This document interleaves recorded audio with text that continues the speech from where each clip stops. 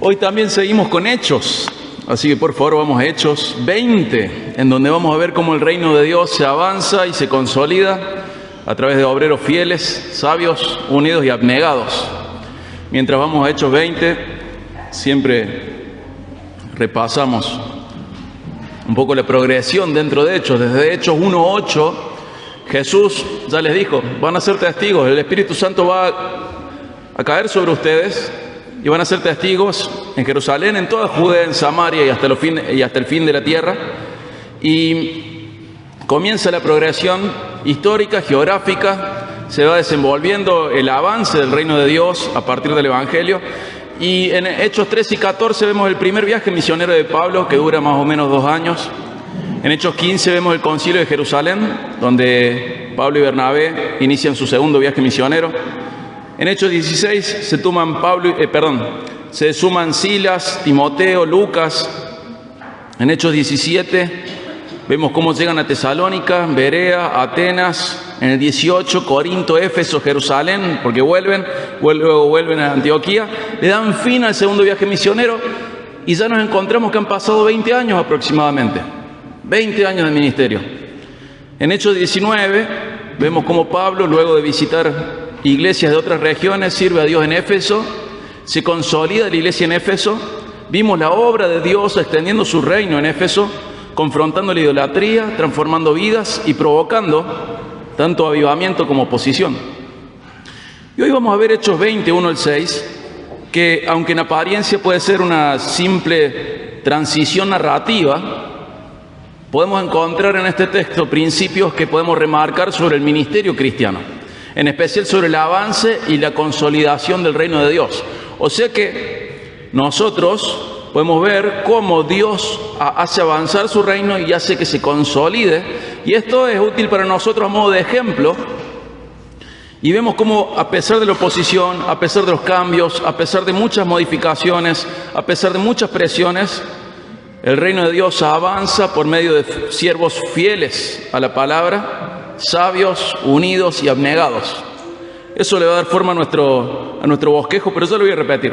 Lo leamos una vez, Hechos 20, 1 al 6,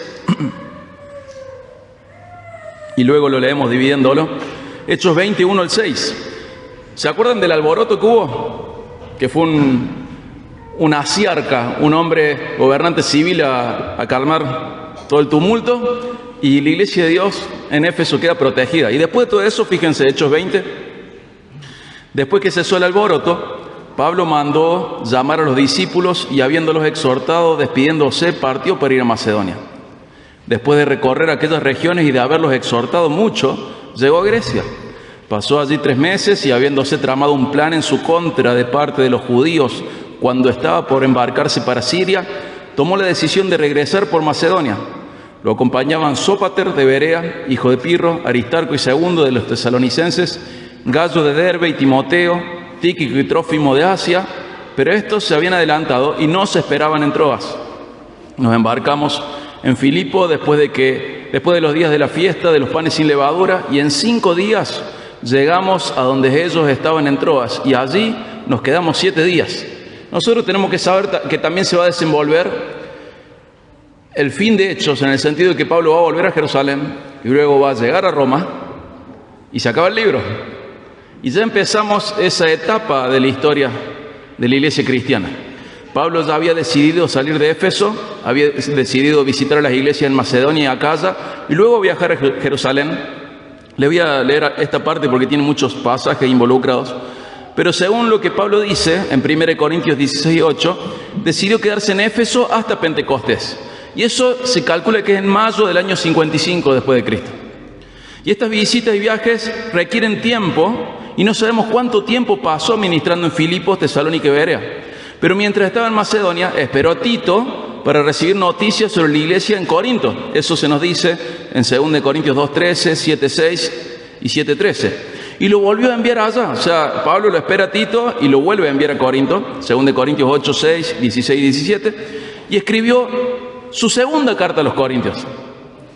Y luego viajó a Corinto, donde estuvo 3 meses, nos va a decir luego Hechos 23, y posiblemente durante el invierno del 56 al 57 después de Cristo. En 1 Corintios 16:6 nos tira ese dato. ¿Y qué va a hacer mientras está en Corinto? Va a escribir su carta a los romanos. Invierno del 56 al 57. Recordemos que están en otro hemisferio, entonces sería como el verano para nosotros, que involucra 2 años. Bueno, a ellos les involucra 2 años el verano, el invierno, perdón, al revés. Entonces, mientras está en Corinto, invierno 56 al 57, le escribe su carta a los romanos y además recolecta dinero para los creyentes que estaban sufriendo materialmente en Jerusalén. Eso se nos cuenta en Romanos 15, 26, 1 Corintios 16, 2 al 3, 2 Corintios 8, 2 al 4. Vuelve a pasar por Macedonia y después de la Pascua navega de Filipos a Troas, lo que vimos en el 26. Y su idea era llegar a Jerusalén antes de Pentecostés, lo que nos dice el 20, 16 más adelante. Pero vamos a prestar atención al avance y a la consolidación del reino de Dios, porque Dios nos llama a nosotros hoy a participar de lo mismo, del avance y de la consolidación de su reino. Si bien Dios siempre puede hacer lo que quiera, también nos muestra en la Biblia una manera de involucrarnos en su obra en la tierra. Dios llama a su iglesia a participar del avance y de la consolidación de su reino con fidelidad a la palabra, que va a ser el punto 1, sabiduría, punto 2, unidad, punto 3 y abnegación, punto 4. Dios puede hacer lo que quiera, puede hacerlo sin estos factores, pero cuando nos da ejemplo en la palabra lo hace utilizando estos factores. Vamos al primer punto. El reino de Dios se avanza y se consolida por medio de siervos comprometidos con la palabra. Leamos Hechos 21 al 2 de nuevo. Después que cesó el alboroto, Pablo mandó llamar a los discípulos y habiéndolos exhortado, despidiéndose, partió para ir a Macedonia. Y después de recorrer aquellas regiones y de haberlos exhortado mucho, llegó a Grecia. Fíjense qué interesante, Pablo va a salir de esa región, pero no sin antes bendecir sus vidas. ¿Qué dice ahí? Los exhorta. ¿Qué significa eso? Los consuela, los anima, los fortalece. Fíjense el versículo 2, en la traducción que usamos para predicar, que es la Nueva Biblia de las Américas, dice exhortado mucho, pero en griego literalmente dice, les exhortó con muchas palabras, Teniendo en cuenta lo que sabemos del ministerio de Pablo, podríamos, y recordando también el significado de este verbo, y también teniendo en cuenta las palabras de Jesús y de Pedro, podríamos saber lo que significa una exhortación con muchas palabras. Por un lado, necesitamos recordar lo que significa exhortar y comprender que, por alguna extraña razón, nuestro contexto ha confundido exhortar con amonestar. No es lo mismo, nada que ver. Amonestar es cuando vos retas a alguien, cuando le decís, esto está haciéndote mal. Eso es amonestar. Pero exhortar en griego hace referencia a una persona que se pone al lado de otra persona, ¿para qué? Para animarle, para consolarle, para fortalecerle, para confortarle, no confrontarle, confortarle, para alentarle. Eso es lo que es el don de exhortación. Una persona se pone al lado tuyo y te dice, dale, vamos, vamos. Y eso es lo que Pablo hace, anima a los discípulos, consuela a los discípulos, los fortalece, los conforta, los alienta. ¿Qué hizo Pablo? Los alentó a través de muchas palabras, los consoló a través de muchas palabras, los animó a través de muchas palabras, los fortaleció a través de muchas palabras. Y al mismo tiempo es importante tener presente de que la exhortación no puede ser según lo que a uno le parece. Porque esto de ponerse al lado de alguien para fortalecerlo, animarlo, alentarlo en la vida espiritual, no puede nacer de nuestro corazón. ¿Se acuerdan Juan 7:18? Jesús dice, el que habla de sí mismo, hablando del que habla de lo que se le ocurre, ¿la gloria de quién busca? Su propia gloria. El que habla de lo que le parece, busca su propia gloria, dice Jesús en Juan 7:18. Pero aquel que busca la gloria del que le envió, él es verdadero y no hay injusticia en él. La exhortación tiene que venir de la palabra de Dios. Y en 1 de Pedro 4:11, el Espíritu Santo dice a través de Pedro, el que habla, que hable conforme a las palabras de Dios. Si nosotros sumamos lo que sabemos, el significado del verbo, las palabras de Jesús, las palabras de Pedro, que son del Espíritu Santo, y vemos lo que Pablo estaba haciendo y sumamos las palabras del Espíritu Santo a través de él en Colosenses 3:16, que habite en abundancia entre ustedes la palabra de Cristo. ¿Qué es lo que Pablo estaba haciendo con estos discípulos? ¿Qué estaba haciendo Pablo? Llenándolos de la palabra de Dios. Estaba animándoles a seguir en la fe a través de compartirles la palabra de Dios. No iba a hablar por lo que a él le parecía, no iba a hablar por su propia cuenta, no iba a hacer otra cosa que no sea hablar la palabra de Dios. Dice, los exhortó con muchas palabras, ¿sí?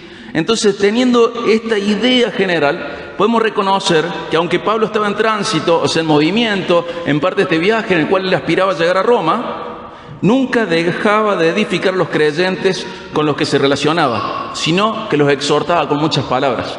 Esto termina siendo un patrón en la conducta de Pablo. No es que Pablo decía, mira, discúlpame, estoy de franco, estoy de licencia, estoy yendo a otro lado, discúlpame. Y si vos ves el registro de la vida de Jesús, ves que muchas veces Jesús rompe con su agenda para enseñarle a la gente. Se dispone a ir a tal lugar, pero en el camino le pasan un montón de cosas y él termina enseñando y alentando a la gente. Y Pablo está haciendo lo mismo. Entonces, este avance del reino de Dios, este avance del Evangelio, está ligado a cristianos que se ponen al lado de otras personas. ¿Para qué? Para alentarles a través de la palabra de Dios, para seguir la voluntad de Dios. ¿Qué otro nombre tiene esto de ponerse al lado de alguien para alentarle en la fe? ¿Quién se anima? Discipulado. Es el discipulado. Te pones al lado de otro discípulo de Cristo y le exhortás, le animás, le consolás, lo fortaleces, lo alentás a través de la palabra de Dios para que esa persona siga en la fe. Ya sabemos que Pablo a muchos de ellos no los va a volver a ver. Ya más adelante vamos a ver cómo ellos oraban sabiendo que no lo iban a volver a ver. Pero tengo algo para darte. Seguí firme. El Señor dice que está con vos. El Señor te cuida. Seguí firme. No temas la persecución. No temas. Sigan firmes, hermanos. Y me lo imagino Pablo en su mente y en su corazón con el reloj de arena dado vuelta, ya con los últimos pedacitos de arena, diciendo, tengo que decirle algo bueno. Los voy a exhortar. Los voy a consolar en la fe. Los voy a alentar. Los voy a animar. Los voy a discipular. El reino de Dios avanza y se consolida a través de siervos comprometidos y fieles a su palabra. Cuando las personas hablan de su propia cuenta, en realidad lo que están buscando es construir su propio reino. Pero cuando hablan las palabras del rey, buscan construir el reino de este rey, el reino de los cielos. Ahora, a la hora de aplicar, si vemos que el avance del reino de Dios tiene un énfasis importante en el crecimiento espiritual de las personas a través de la palabra de Dios, nos pregunto, tu vida y mi vida, nuestras palabras, nuestro tiempo, ¿refleja un compromiso con el fortalecimiento espiritual de otros? ¿Refleja que entendemos que lo más importante es compartirle a otros la palabra de Dios? Un ministerio que es fiel a Dios va a priorizar el crecimiento espiritual de las otras personas. Y eso se logra a través de un compromiso firme, constante con la palabra de Dios. En Colosenses 1:28, Pablo nos dice, ya lo he leído otras veces, Colosenses 1:28 nos dice, ¿a dónde tiene que aspirar cada ministerio? Si vos ves un ministerio en la iglesia y no está aspirando a lo que dice Colosenses 1:28, ese ministerio quizá no debería estar. En Colosenses 1:28 nos dice, ¿para qué hacemos lo que hacemos? ¿Qué es lo que buscamos con cada ministerio de la iglesia? Y si esto no caracteriza a un ministerio de la iglesia o no es favorecido por un ministerio de la iglesia, tendríamos que replantearnos y quizá abandonar ese ministerio. Todos tienen que estar involucrados con lo que dice Colosenses 1:28. Dice, a Jesús nosotros proclamamos, amonestando a todos los hombres y enseñando a todos los hombres con toda sabiduría, a fin de presentar a todo hombre perfecto en Cristo. ¿Qué hacemos los ministerios? Buscamos la madurez espiritual de otros. Buscamos que otros sean cada día más perfectos, más parecidos a Jesús. Cada ministerio, directo e indirectamente, debe tener su propósito bien claro. Sirve, existe, para ayudar a que las personas se parezcan más a Jesús, para presentarle a Dios a todo hombre perfecto. Y este pasaje debe aplicarse a cada ministerio. Proclamamos a Cristo para que crezcamos en semejanza a Él. En 2 Timoteo 4:2 tenemos una instrucción también de Pablo, y me gusta hacer este juego de palabras que es una realidad de verdad, es realmente cierto. El Espíritu Santo a través de Pablo a Timoteo le dice, predica la palabra. ¿Se acuerdan cómo sigue? Insiste a tiempo y fuera de tiempo. Amonesta, reprende, exhorta con mucha paciencia e instrucción. No con lo que a vos te parezca, con instrucción. Ese compromiso en tiempo y fuera de tiempo.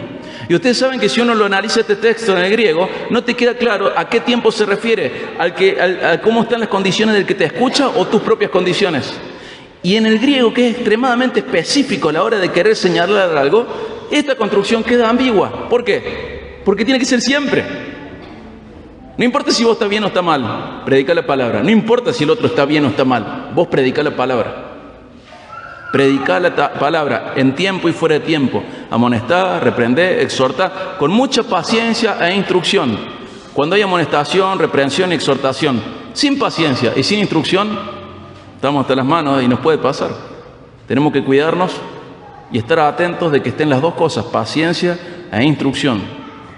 Y nuestro compromiso con esto debe ser constante y no debe ser intermitente.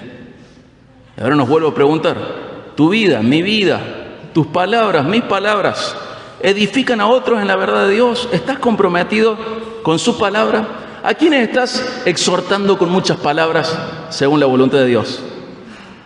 Primer punto es este: el reino de Dios avanza y se consolida a través de compromiso con la palabra de Dios. Y ahora bien, aunque la fidelidad a la palabra de Dios es esencial para la edificación de otros, también es necesaria la sabiduría frente a los desafíos del ministerio. El reino no solo avanza con la verdad de la palabra de Dios, sino que también avanza con sabiduría, y es lo que vamos a ver en los pasajes que siguen. Vamos a leer el versículo 3, en donde vamos a ver que el reino de Dios avanza y se consolida por medio de siervos sabios, incluso en medio de la oposición. Dice, pasó allí 3 meses, estaba en Grecia, y habiéndose tramado un plan en su contra de parte de los judíos cuando estaban para embarcarse para Siria, tomó la decisión de regresar por Macedonia. Fíjense, estos versículos generalmente pasan desapercibidos, lo vemos como un viaje programado, pasamos por alto estas cosas. Pablo se entera de que los judíos planeaban matarlo en el viaje a Siria. Por la fiesta de Pascua, Pablo iba a compartir el viaje en barco con muchos judíos que iban a celebrar la Pascua en Jerusalén. Y hubiera sido muy fácil para ellos matarlo y tirar su cuerpo al mar, o tirarlo directamente y que pase lo que pase. Pero Pablo, sin actuar con miedo y sin actuar con terquedad, reconoce el peligro y reconoce que no es el tiempo para ser martirizado en un viaje. Entonces, deja pasar ese barco. Esto le va a generar muchos problemas. En realidad se va a hacer el viaje mucho más largo, va a ser en otra época. En vez de tener los vientos a favor, los va a tener en contra. En vez de ser un día y algo, van a ser más de 5 días. Cambian mucho las cosas. Pero Pablo entiende que no es el momento para hacer esto. Es sabio, discierne lo que está sucediendo y evita este ataque contra su vida en el viaje. ¿De qué nos habla esto? Bueno, nos habla de madurez espiritual, nos habla de prudencia, nos habla de sabiduría, cosas que son necesarias para que el ministerio avance. Mientras trabajamos en el avance y en la consolidación del reino de Dios, tenemos que ser sabios, comprometidos con la palabra, punto 1, pero punto 2, sabios, personas que disciernen la situación. No hay que actuar a lo ciego, a lo tonto, hay que ser sabio.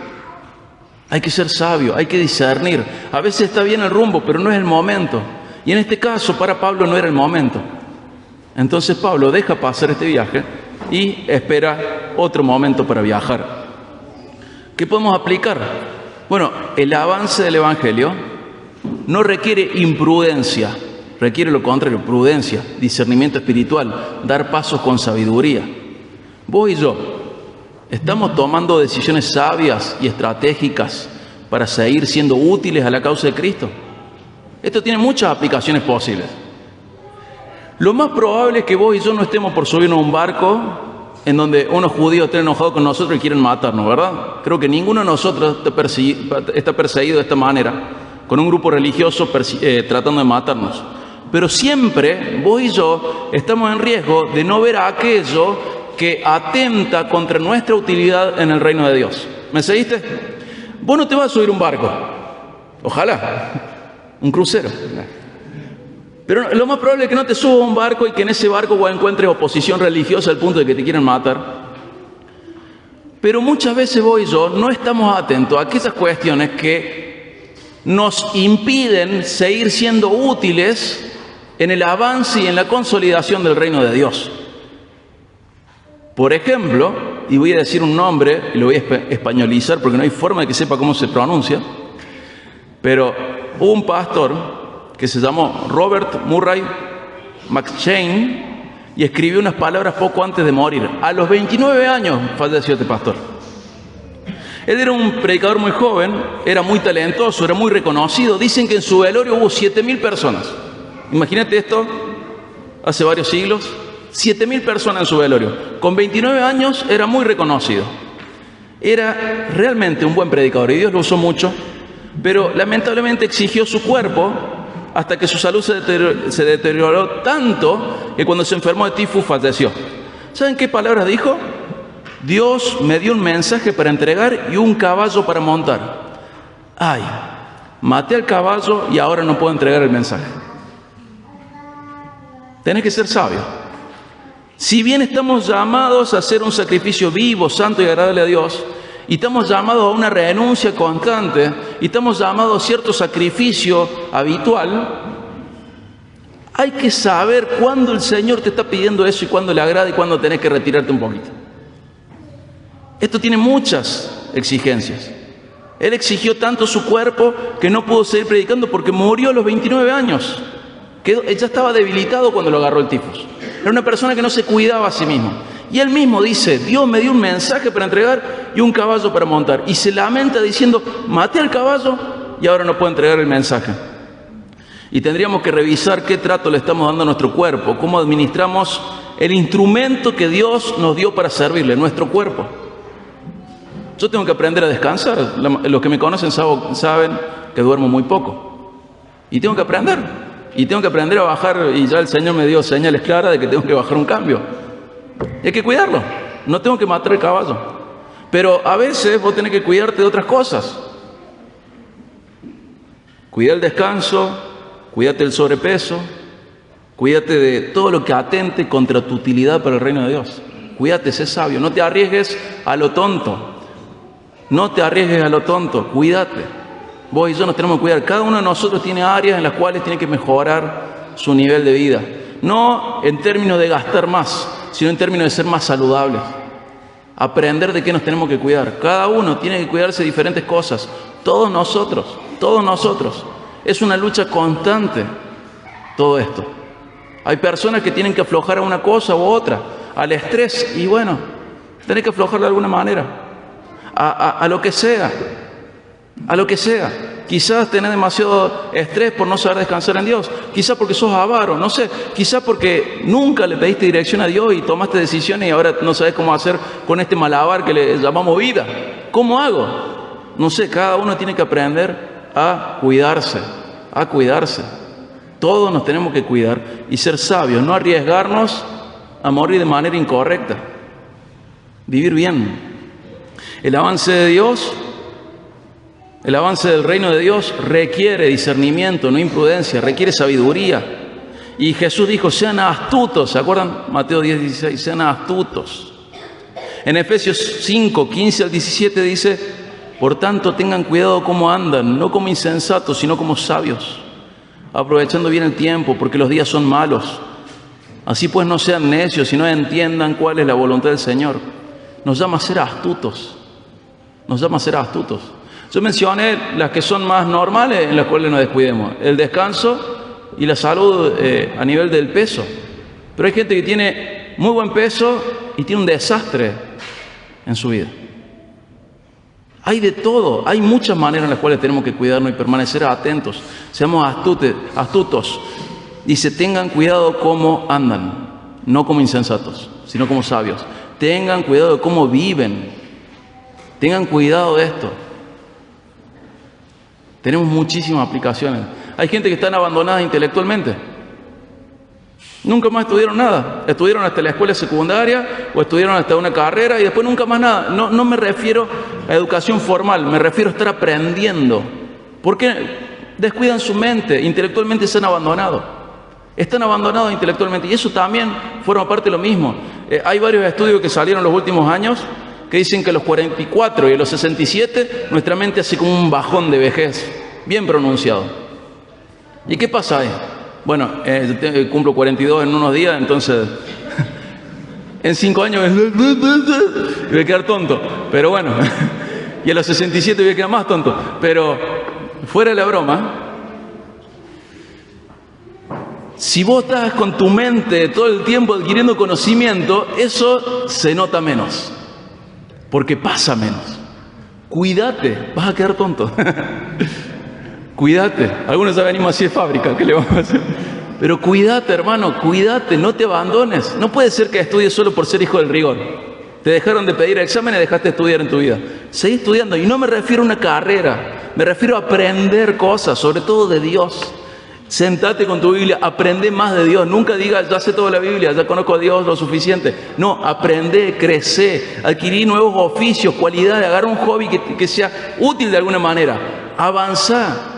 Porque te puedes descuidar no solo físicamente, sino también intelectualmente. Y otros se abandonan emocionalmente, dejan que su corazón los gobierna. Y el corazón, como es caprichoso, es traidor, es engañoso, les hace leer toda la vida el corazón. Y toman decisiones en base a su corazón. Y ese abandono también es malo, y ese abandono tampoco es sabio. Tenemos que aprender a cuidarnos, controlar nuestro cuerpo, controlar nuestra mente, controlar nuestro corazón y hacer lo que sea bueno para que siempre seamos mejores siervos de Dios y que estemos participando de manera activa, eficaz, eficientemente en el avance y en la consolidación del reino de Dios.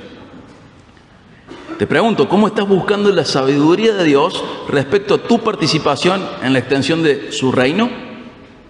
¿Qué estás haciendo? ¿Qué cambio estás teniendo para ser más útil en este reino? Sé sabio. No pienses que no hay peligro para vos simplemente porque no te vas a subir a este barco. Hay peligros para vos. Y si te descuidas, los peligros te llevan puestos y dificultan muchas cosas. Pero bueno, siguiendo, vemos que Pablo no estaba solo. ¿Por qué? Porque el avance del reino no es una tarea individual, sino que es un esfuerzo colectivo. Después de actuar con sabiduría, ¿qué va a hacer Pablo? Va a continuar la misión con un equipo. Y este equipo, fíjense, es muy diverso y unido. Y esto es el siguiente punto. El primero es comprometido con la palabra, el segundo es con sabiduría, y el tercero es que el evangelio, el reino de Dios, avanza y se consolida por medio de siervos unidos en la misión. Vamos a leer los versículos 4 y 5.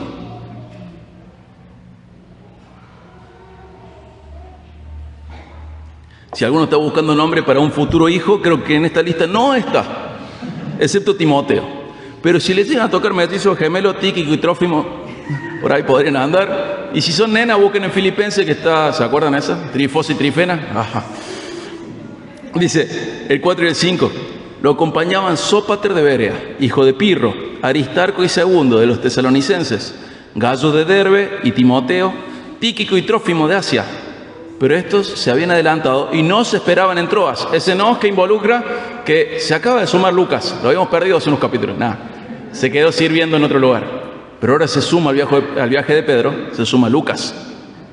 Y estos versículos nos mencionan a un grupo que es diverso y son todos colaboradores de Pablo y provienen de diferentes ciudades e iglesias.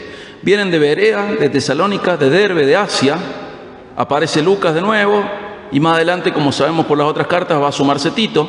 Y lo interesante es que este grupo es multicultural, es multiregional, y te aseguro que era multipersonalidad. Te aseguro que eran todos diferentes. ¿Por qué? Porque eso es una constante, somos todos diferentes.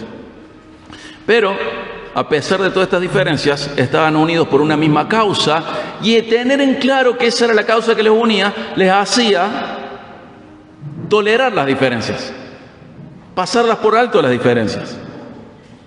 El avance del Evangelio, el avance del reino de Dios, la consolidación del reino de Dios, el servicio de las iglesias, está ligado a personas que comprenden que no puedo perder la causa por hacer respetar mi personalidad.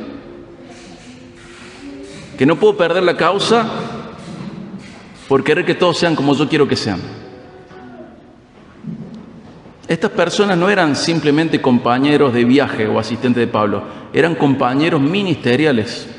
Y el equipo estaba formado por Pablo, Sópater, Aristarco, Segundo, Gayo, Timoteo, Tíquico, Trófimo, Lucas y Tito.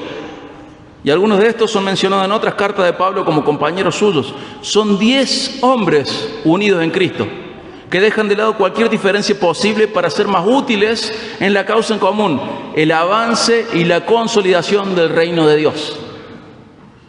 Fíjate qué interesante. ¿Vos crees que era porque eran muy parecidos? ¿Porque habían sido criados con la misma cultura? ¿Porque tenían la misma edad? No. era porque estaban unidos en Cristo y todo lo demás era pasado por alto. Y probablemente estos hombres representaban a las iglesias a las que pertenecían a la hora de entregar la ofrenda que todas esas iglesias habían juntado para los creyentes pobres en Jerusalén, algo que se menciona en 2 Corintios 8 y 9. Lo que nos habla no solo de la unidad de ellos 10, sino también de la unidad entre judíos y gentiles, algo que en ese tiempo no era nada fácil. Y los gentiles pasan por alto las diferencias, los judíos creyentes pasan por alto las diferencias. Y esta unidad no es nada fácil, pero es posible cuando las personas y las iglesias son maduras espiritualmente. Personas e iglesias maduras espiritualmente se juntan con personas e iglesias que tienen diferencias. Y tenemos que aspirar a eso. Pero la iglesia no se puede unir con otra iglesia si vos no te podés unir a tu hermano. Cristo había roto las barreras y había hecho de ambos pueblos uno. ¿Se acuerdan de Efesios 2:14? Él mismo nuestra paz, y de ambos pueblos hizo uno, derribando la pared intermedia de separación, lo que dice Efesios 2:14. Dios a través de Cristo produce unidad en su pueblo, en su familia. Y lo que los unía no era la cultura, ni la personalidad, ni la crianza. Lo que los unía era la causa de Cristo. Y en el reino de Dios, las diferencias no son un obstáculo cuando hay madurez espiritual y hay un enfoque común en el reino de Dios. O sea que cuando las diferencias sí son un obstáculo, cuando no hay madurez espiritual y cuando no hay un enfoque en el avance del reino de Dios. Pero cuando vos sos maduro y tu enfoque en el reino de Dios, vas a poder pasar por alto mucha diferencia y unirte con personas que son muy diferentes a vos y que harían las cosas un montón de maneras diferentes a tuyas. Porque lo importante es enfocarte en el reino de Dios y entender la situación con madurez. Con madurez. Ahora a la hora de aplicar, ¿qué podemos ver? Bueno, el Evangelio puede avanzar, el reino de Dios puede avanzar por hombres solitarios. Pero eso es porque Dios es todopoderoso. Por otro lado, el patrón histórico es que Dios lo hace a través de comunidades de siervos de Dios comprometidos con Él y unidos entre ellos. El reino de Dios avanza con un pueblo unido, no con individualismo. El reino de Dios avanza con personas maduras espiritualmente, enfocadas en extender y consolidar su reino, que pasan por alto las diferencias porque entienden que están comprometidos con una causa mayor a sus propias vidas. Esto es importante que nosotros lo asimilemos, que crezcamos siempre en esto. No es que Dios no sea capaz de hacer todo a través de una sola persona, sino que al Señor le place hacerlo a través de grupos de personas, de comunidades, que se aman y son maduras espiritualmente y están enfocadas en el avance y la consolidación del reino de Dios. Entonces necesitamos nosotros ser personas y también ser iglesias y tener ministerios donde los creyentes no compiten, no se aíslan, no dividen, sino que colaboran con humildad, dejando de lado sus preferencias personales por el bien del cuerpo de Cristo, por el bien del reino de Dios. Las preguntas son: ¿estás cultivando relaciones de colaboración y apoyo con la obra del Señor? ¿O estás cultivando la diferencia todo el tiempo, señalándolo como excusa y motivo para no sumarte a la extensión del reino de Dios con aquel que no te gusta como es, o como habla, o como lo que sea? ¿Cuál de las dos actitudes tenés? ¿Siempre pendiente de las diferencias? Porque si sos maduro vas a ver que la gran unidad que produce el Evangelio tapa a todas esas diferencias. Y la madurez hace que incluso se cubra al pecado con gracia, el pecado contra vos. La madurez hace eso. Es lo que hizo Jesús. La madurez hace eso. Está cultivando relaciones de colaboración en apoyo a la obra del Señor. Puentes con otras iglesias, puentes con otros hermanos. ¿Promueves la unidad tuya con otros y de esta iglesia con otra? ¿O te pones con una actitud sectaria, mejor dicho, de división de la iglesia y división dentro de la iglesia? Necesitamos comprender que el Señor nos hizo parte de una familia. Nunca deberíamos dividirla. En Filipenses, acompáñenme a Filipenses 1, por favor. Filipenses 1, por favor.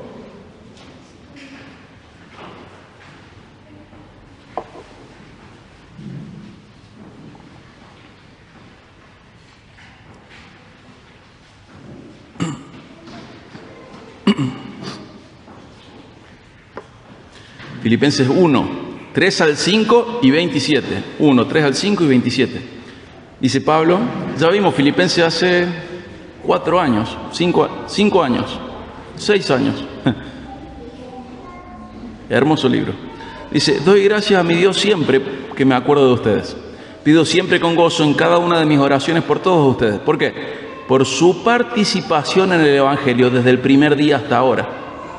Fíjate, desde que fueron convertidos, aportaron financieramente para que el Evangelio crezca, para la obra de Dios.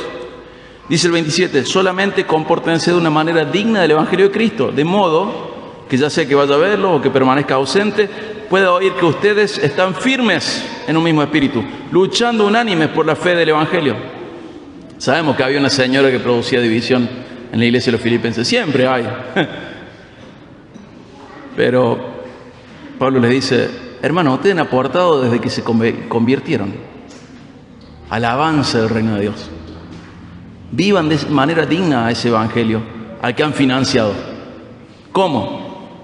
Estando en un mismo espíritu, luchando unánimes por la fe del evangelio. Se comprometieron con el evangelio, aportaron económicamente, está bien, pero vivan de acuerdo a ese evangelio que ustedes apoyan a través de sus ofrendas, siendo uno, estando unidos. Pablo daba gracias a Dios por los filipenses, porque sus ofrendas le permitían bendecir a Pablo y bendecir a otras iglesias y a otras personas. Y Pablo les llamaba, les alentaba, les animaba a ser unidos, trabajando juntos por el Evangelio, o sea, por la extensión y consolidación del reino de Dios. Mira, acompáñame Romanos 15, 5 al 6.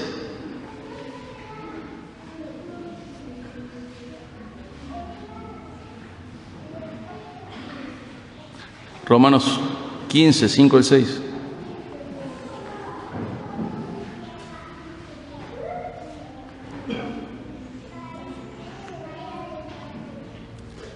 Dice, y que el Dios de la paciencia y del consuelo, fíjense qué interesante. ¿Se acuerdan cuando Dios proveyó un cordero? ¿Abraham qué dijo? Dios proveerá. ¿Y cómo se dice en hebreo? ¿Alguien se acuerda? ¿Cómo? Bien fuerte. Ya ves, iré. Y se lo nombra a Dios de esa manera porque acaba de proveer. Y acá Pablo les va a pedir que sean uno. Pero ¿cómo es mencionado a Dios? Dios de la paciencia y del consuelo. ¿Qué te está diciendo eso? Tenés un Dios que es el Dios de la paciencia y del consuelo. Es el verdadero Dios y te da paciencia y consuelo. Que el Dios de la paciencia y del consuelo les conceda tener el mismo sentir los unos para con los otros, conforme a Cristo Jesús, para que unánimes a una voz glorifiquen al Dios y Padre nuestro Señor Jesucristo. Pablo intencionalmente menciona a Dios como agregándole un nombre, no le está agregando un nombre, pero como agregándole un nombre porque quiere resaltar algo. Sean unidos. El Dios de la paciencia y del consuelo les conceda ser unidos. ¿Sabes qué te hace falta para estar unido a otros? Paciencia y consuelo. Y Dios lo da, Dios lo brinda. Dice, para que unánimes a una voz glorifiquen al Padre, a Dios y Padre nuestro Señor Jesucristo. Pablo rogaba que las personas de la iglesia de Roma tuviesen un sentimiento mutuo. Y también vemos acá que ese sentimiento debería ser como el de Cristo por las personas de su pueblo, para que juntos puedan glorificar a Dios. Dice, conforme a Cristo Jesús. Que sientas por el otro lo que Cristo siente por el otro. ¡Apa! Se nos complicó. Que sientas por tu hermano en Cristo lo que Cristo siente por él. Que tu sentir sea conforme al de Cristo Jesús. No, Señor, pero no tenés ninguna razón para negarte a lo que tu Señor ordena. Sentí lo que Cristo siente por el otro. Me va a hacer falta paciencia y ser consolado por lo que me haga. Sí, y Dios lo va a proveer. Es el Dios de paciencia y consuelo. Entonces te pregunto, ¿estás trabajando con y para otros? ¿O estás desarrollando actitudes sectarias, sean individuales o congregacionales? Cuídate de dividir el pueblo de Dios. Y vamos al punto 4. Entendiendo que además de la fidelidad de la palabra, además de la sabiduría, además de la unidad, hay una actitud que marca profundamente el ministerio del apóstol Pablo, que es la abnegación. Ese es el punto 4. El reino de Dios también se consolida cuando los siervos de Dios están dispuestos a sacrificarse por los demás. El reino de Dios avanza y se consolida por medio de siervos abnegados. Y leemos el versículo 6.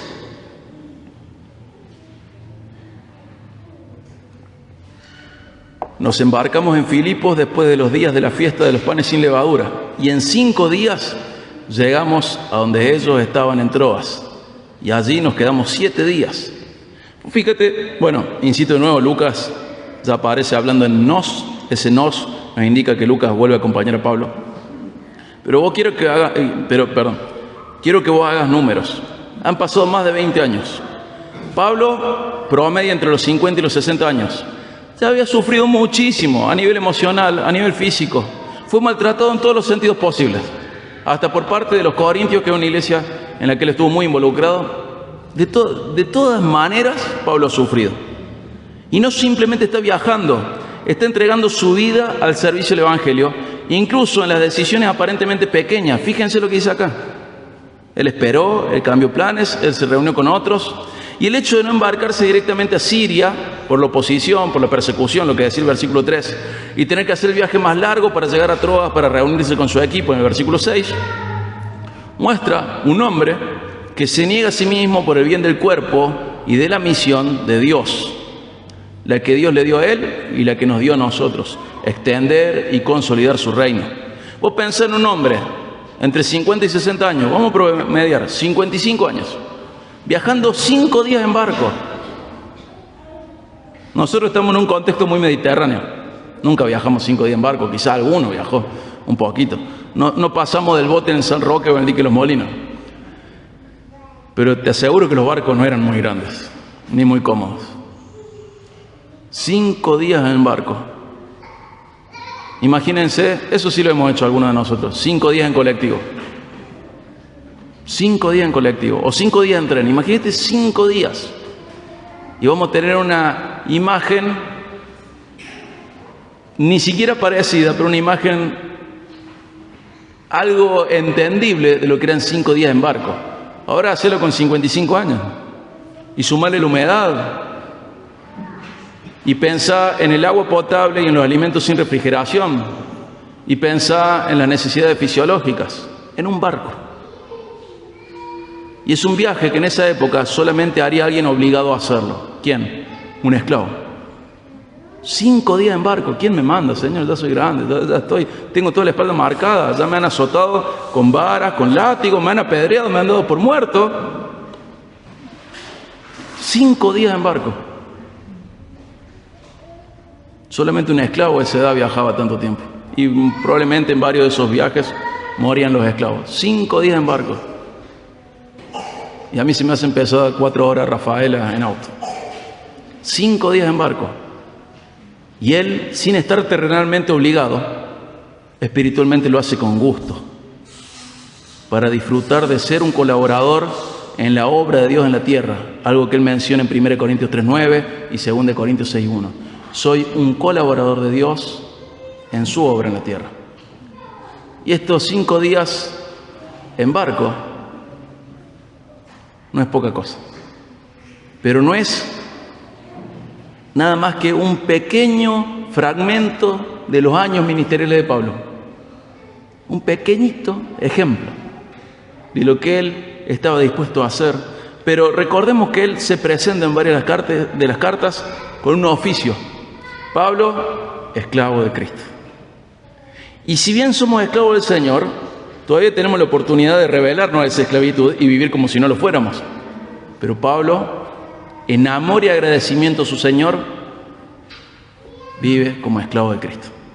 Pablo, esclavo de Cristo. Y si la manera de extender y de consolidar tu reino, Señor, es a través de hacer un viaje de 5 días en barco, a pesar de mi edad y a pesar de todo, vamos para allá. ¿Y quién va a sostener a Pablo en este viaje? El Señor. Porque el Señor está con sus siervos.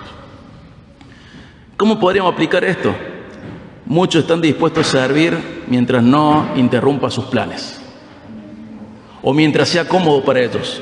Pero el reino se consolida a través de siervos como Pablo, que esperan, que se adaptan, que se niegan a sí mismos y que viven para la extensión y consolidación del reino de Dios, que viven para que Dios sea glorificado en la tierra. La abnegación no siempre se ve como algo heroico. Muchas veces simplemente es cambiar nuestros planes, viajar un poco más, esperar más días, reunirnos con otros, todo con tal de bendecir y ser de bendición. Ser bendecido, perdón. Todo. Creo que tendríamos que en algún momento empezar a pelear contra un gran ídolo que hay en nuestro corazón, en la comodidad. Ahí nomás nos sentimos mártires. Tenemos un complejo de mártir. Imagínate llegar al cielo y decir, no sabe Pablo lo que hice. Oh, no sabe en Córdoba, lo que aguanté, lo que toleré. Qué chiquito es nuestro entendimiento del reino de Dios. Pero ¿estás dispuesto a vivir así, abnegado? A mí a veces me cambian los planes, no sé, es como que me cambiaste de... Me irrita demasiado y lo sufro y bueno, tengo que luchar con eso y cada vez soy más consciente de eso. Antes no era consciente, pero es como que vengo bien, me cambian los planes y ya estoy en otro lugar, en otro planeta, no entiendo nada, ya quedé ciego, me descoloca demasiado el cambio de planes. Y me considero bastante flexible al mismo tiempo en eso, pero tenemos que aprender a que nuestros planes sean cambiados, no sumarnos a la extensión y a la consolidación del reino de Dios simplemente cuando me queda cómodo o fluye. Ser abnegados, renunciar a comodidad, ese gran ídolo en nuestros corazones. Muchas cosas de nuestra generación dependen de que volteemos el ídolo de la comodidad en nuestros corazones. Poner planes, comodidad, tiempo, fuerzas, dinero al servicio de Cristo y su iglesia, ese es el camino del verdadero siervo de Dios. El reino de Dios no avanza por medio de personas que buscan ser celebradas o vivir en comodidad, sino por hombres y mujeres que están dispuestos a ser olvidados con tal de que Cristo sea recordado por otros. Quieren ser un sacrificio vivo, santo, agradable a Dios. Quieren dar su vida por esto. Comprende que Jesús no es solamente, imitable, no es solo admirable, Jesús es imitable. Siervos que comprenden eso, que Jesús no es solo admirable, también es imitable. Y que Él dio su vida por la iglesia y yo tengo que aprender a dar mi vida por la iglesia. Eso es lo que entiende una persona cuyo corazón se va pareciendo al de Jesús. La verdadera grandeza en el reino no está en fortalecer mi comodidad, mis costumbres, mis gustos, sino que está en dar la vida por los otros, así como Cristo la dio por nosotros. Pienso en el servicio específicamente en Juan 13. Después de lavar los pies a sus discípulos, ¿se acuerdan qué preguntó Jesús? ¿Entienden esto? Serán bienaventurados si lo hacen. Y a veces nuestro corazón está empecinado en buscar la bienaventuranza en un camino contrario. ¿Entienden esto? Serán bienaventurados si lo hacen. Y en Filipenses 2, acompáñenme, Filipenses 2, 1 al 8. Filipenses 2, 1 al 8. Por tanto, si hay algún estímulo en Cristo, si hay algún consuelo de amor, si hay alguna comunión del Espíritu, si hay algún afecto y compasión, o sea, si son salvos, hagan completo mi gozo, siendo el mismo sentir, conservando el mismo amor, unidos en espíritu, dedicados a un mismo propósito. No hagan nada por egoísmo o por vanagloria, de querer impresionar a los demás, significa eso, sino que con actitud humilde cada uno de ustedes considere al otro como más importante que sí mismo, no buscando cada uno sus propios intereses, sino más bien los intereses de los demás. Haya pues en ustedes esta actitud que hubo también en Cristo Jesús, el cual, aunque existía en forma de Dios, no consideró el ser igual a Dios como algo que aferrarse, sino que se despojó a sí mismo, tomando forma de siervo y haciéndose semejante a los hombres. Y hallándose en forma de hombre, se humilló él mismo, haciéndose obediente hasta la muerte y muerte de cruz. Si somos salvos, tenemos que tener la actitud de Jesús. No aferrarnos a nuestra gloria, desprendernos y ser humildes en obediencia al Padre. Ya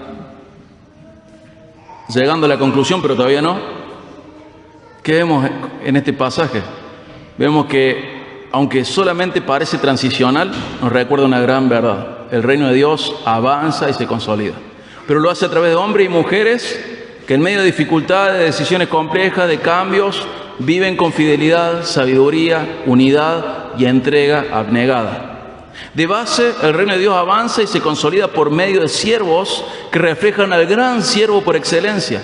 El reino de Dios no avanza con espectacularidad mundana, sino por medio de siervos fieles a la palabra, sabios ante la oposición, unidos en la misión y dispuestos a entregarse con amor al servicio.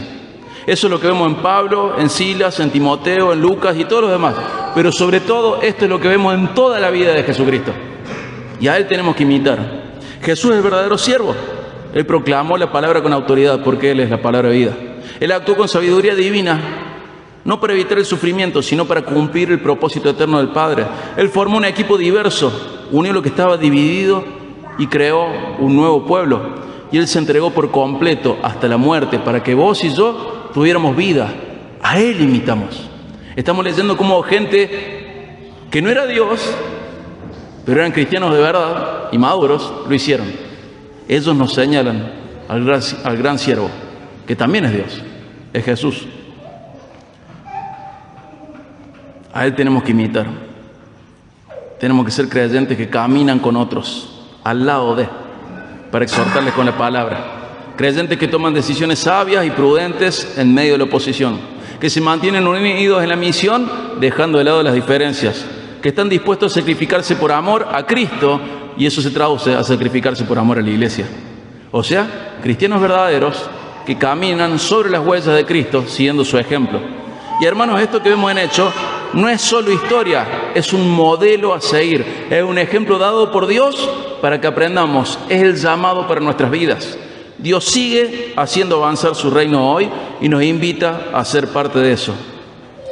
Las preguntas de la conclusión, ¿cuáles son? ¿Estás participando activamente del avance del Evangelio? ¿Estás sirviendo con fidelidad a la palabra, sabiduría, unidad y abnegación? Hermanos, Jesús sigue edificando su iglesia y nos ha llamado a participar activamente de esa obra, para ser colaboradores suyos. ¿Estás dispuesto a ser parte del avance del Evangelio?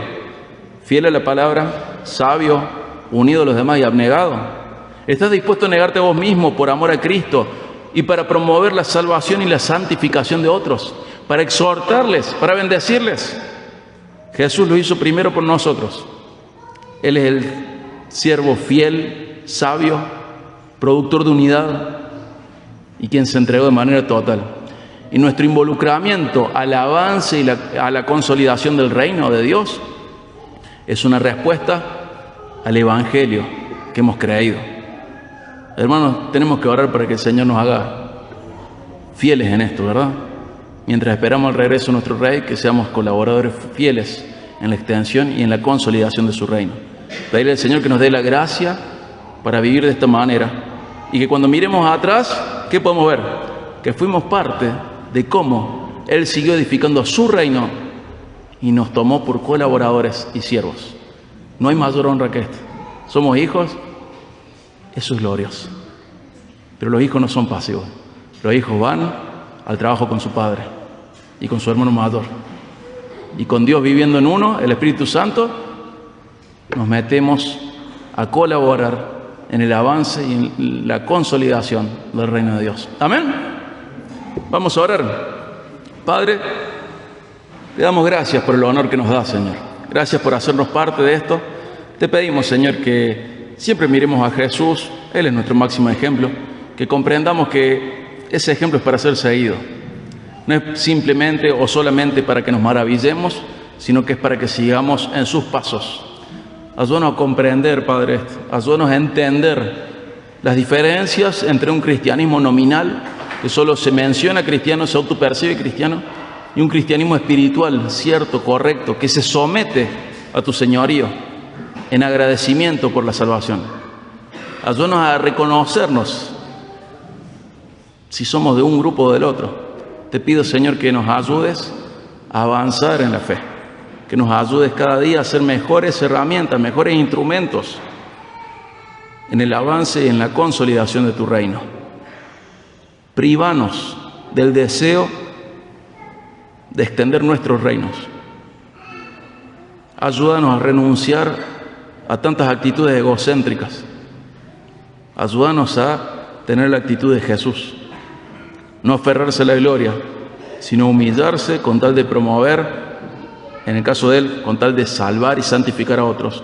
Y en nuestro caso, con tal de promover la santificación y salvación de otros. Ayúdanos a ser personas fieles, útiles en tu reino. No como un mal ejemplo, sino como buenos ejemplos, Padre. Que seamos buenos ejemplos para otros, Señor. Gracias por tu amor, gracias por Cristo, gracias por tu palabra. Gracias, Señor. En el nombre de Jesucristo, nuestro Maestro, Señor y Salvador. Amén.